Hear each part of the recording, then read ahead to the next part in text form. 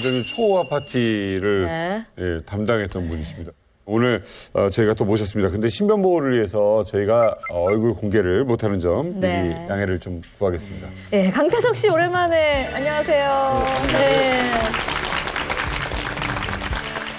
아니, 늘 북한의 1급 비밀만 얘기해 주시잖아요. 오늘은 또 어떤 얘기인지 너무너무 궁금한데 네. 먼저 장성택, 김정남은 어떤 사이였나요? 김정남이로 말하면 그 장성택한테는 자식이나 거의 뭐 다름없는 사이였습니다. 왜냐하면 김정일이가 70년대 초반에 중앙당 선전부 과장을 할 때 그 예술보물을 본답시고 촬영소에 많이 드나들면서 성예림이라는 그 아줌마예요. 배우를 그 눈독을 들여가지고 그 여자한테 뿅 갔어요.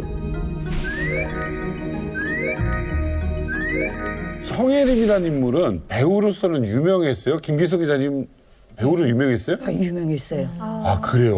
네, 그때 당시에는 굉장히 유명했죠. 아주 멋있는 배우였어요. 딱 이름 되면 알 정도의 배우였어요? 아, 그럼요. 성혜림은 다 알았어요. 그런데 사실 그 여자로 말하게 되면 당시 월북 작가 이기영이라는 분의 맏아들 이평의 처였는데 근데 남의 유부녀를 강제로 자기 처처럼 뺏어다가 뒤로 살면서 그 이평이한테는 그 애교부에 있는 여자 하나를 사람들 시켜서 중매세워서 장가를 보내주고 완전 막장이다. 김일성이 원래 사실 이거 다 바람폈는데 후에 김일성한테 들켰습니다. 아이고. 그 바람에 김일성이가 노발대발하면서 내가 앞으로 그 후계자감인데 후계자가 어떻게 이 혼의 네. 자식을 이렇게 할 수 있냐. 당장 이거 이집트 당장 끊어라. 없애라. 그래서 성일임을 모스크바로 보냅니다. 러시아로 갔다. 예. 보내면서 아들은 제 새끼니까 총각인데 어떻게 그걸 키울 수도 없고 그래서 김경희가 그걸 맡았어요. 또 그 김경희가 오빠 일이라면 아주 헌신적으로 했어요. 또 장성택 자체도 자기 그 매형 일이라면 매제 일이라면 아주 충성을 다하고 그래서 그 자식으로 등록했어요. 장 부장의 자식으로 등록해가지고 그때부터 키웠습니다. 혹시 이 얘기를 장 부장님은 들었어요? 예. 90년도 여름이라고 기억되는데 같이 프랑스 갈 때도 항상 그 정남이 얘기를 하면서 저게 후계자감인데 네. 저렇게 인정을 못 받고 해외에서 떠든다고 불쌍하다고. 항상 그때 정남이한테는 한 3만 불 이상을 달러 챙기는 걸 내가 목격했어요. 이게 보면 정남이에 대한 애정이 엄청 큽니다. 그래가지고 자랄 때 또 정남이 자체가 애미 손에서 못 자라고 고모 손에 자라다 하니까 또 고모나 장 부장도 욕질도 못하고 제 배짱대로 자라서 잘하는 게. 그래가지고 말썽을 많이 피웠습니다. 어릴 때도.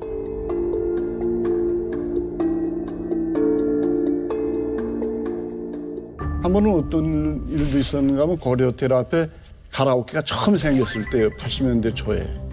거기에 있는 어떤 아가씨한테 눈이 꽂혀가지고 얘가 저녁마다 거기에 술 먹으러 갔는데 아빠 닮았네. 그런데 그날따라 또 일본에서 온 장사꾼 일본 사람이지. 저 정남이가 좋아하는 여자를 놔주지 않으니까 정남이하고 시비가 붙어가지고 정남이가 권총을 뽑아가지고 공포 막 쏴가지고 평양시내 그날 뭐 국가보위부 뭐 허위사령부 걔들까지 막 동원돼가지고 밤에 난리를 떨었습니다. 그래가지고 뭐 하여튼 그렇게 애정을 가지면서도 항상 그 정남이 때문에 골치를 앓았습니다. 그때만. 후계자 자리에서 뭔가 멀어지게 된 계기가 결정적으로 있을 거예요. 결정적인 계기는 정남이가 이렇게 국내에서도 방탕한 생활을 하다 나니까 아버지 몰래 또 가짜 요건 만들어가지고 캐나다를 통해서 일본까지 갔습니다. 근데 그게 일본 경시청에 꼬리가 잡힌 거예요. 그래서 공항에서 체포됐습니다. 북한 김정일 국방위원장의 장남인 김정남 씨가 일본의 위조 여권을 가지고 들어가려가다 적발돼서 현재 나리타 공항에 억류 중인 것으로 밝혀졌습니다. 일본의 주요 방송들은 오늘 저녁 일제히 김정남 씨로 보이는 남성이 나리타 공항을 통해 입국하려다 발각돼 억류돼 있다고 보도했습니다.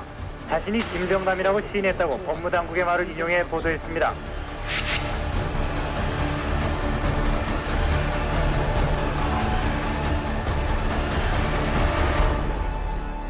그래서 아버지한테 그때 결정적으로 찍히고 맙니다. 아, 얘는 이거 앞으로 후계자감이 안 되겠구나.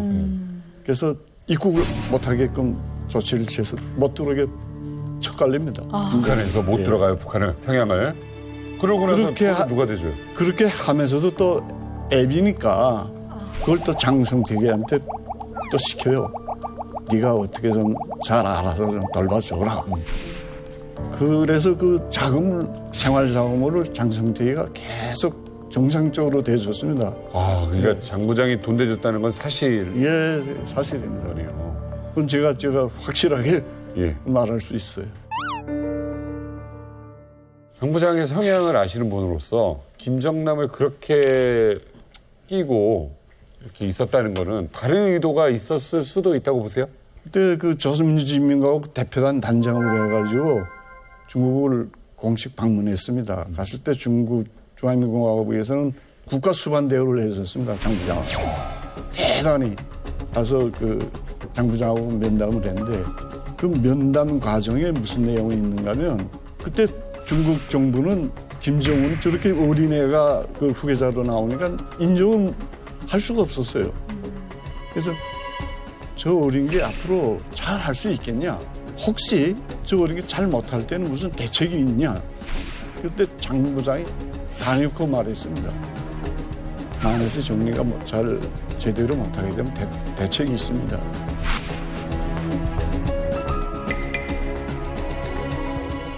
김정남이 있다. 김정남이 있다. 그래서 김정남이 그걸 좀 잘 도와달라고. 근데 그 좌석에 공안남당 비서가 있어요. 공안남당 비서. 근데 그 사람이 그 비밀을 북한에다 흘립니다.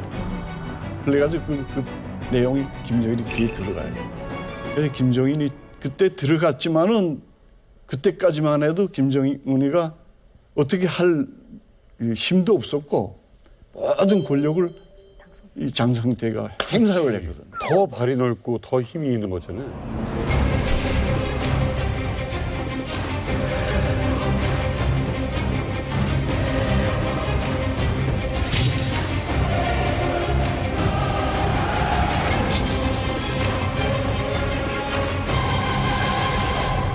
너무 힘이 있으니까 김정은 입장에서는 그때는 좀 두려웠을 수도 있겠어요. 그렇죠. 그 행정부장 중앙당의 그 조직부가 기본 부서인데 조직부하고 선전부가 그 행정부라는 엉뚱한 부서가 나와서 행정부장 하면서 모든 권한이 행정부에다 쏠린 거예요. 장 부장한테. 그러니까 그 장성택에 대한 항상 반항심이 있었죠. 네. 재심을 발휘 못하니까 조직부로서의 능력을 발휘 못하니까 그래서 그 후에 장성택이가 죽은 원인 중에 하나도 그 밑에서 그 반항하던 자들이 모든 자료를 다 정은이한테 다 바치면 그 자료 내용에는 장군님 혹은 수령님 하늘에는 태양이 두 개가 있을 수 없습니다. 이렇게 하면서 장성택이 그 자료 회의장에 앉아서 비스듬히 앉아서 박수를 건성건성 원래 심장 위에다 박수를 치게 돼 있거든 규정에. 근데 장 부장 혼자서 이렇게 건성건성 막 그런 거 다 촬영해가지고 김정일한테 바쳤죠.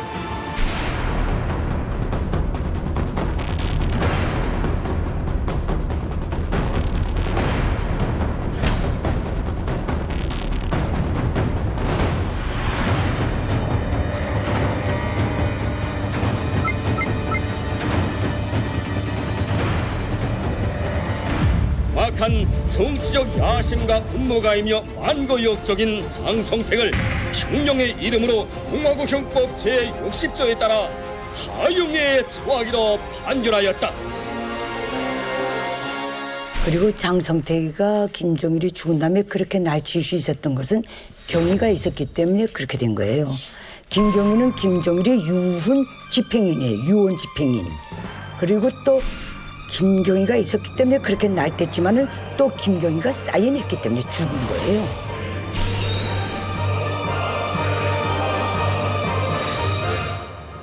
김경희하고 장성택은 이미 80년대 초부터 별거한 사이예요. 서로 별거에서 살았어요. 그러나 김경희는 자존심이 있으니까 그래도 남편인데 이게 그런 게 있었던 것 같아요.